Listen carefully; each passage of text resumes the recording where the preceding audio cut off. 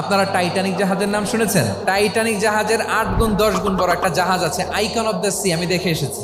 Royal Caribbean দেখে এসেছি। সাগরের সামনে জেটিতে যখন দাঁড়ালাম, জাহাজটা যখন যায়, আমার মনে হচ্ছে একটা শহর, পুরো একটা শহর মনে হয় পানির উপর দিয়ে ভেসে যাচ্ছে। পড়েন সুবহানাল্লাহ। এই যে আইকন অফ দ্য সি, এই জাহাজটা, এটার ভেতরে স্টেডিয়াম আছে, সুইমিং পুল আছে, রেস্টুরেন্ট আছে, 3000 4000 রুম বিশিষ্ট, কক্ষ বিশিষ্ট হোটেল আছে। এই সবগুলোর নিয়ে এগুলো চলে সাগরের দোলার মধ্যে, জলোচ্ছ্বাসের মধ্যে। এই সাগরের ভেতরে এই জাহাজগুলোর ভাষায় রাখছে কে?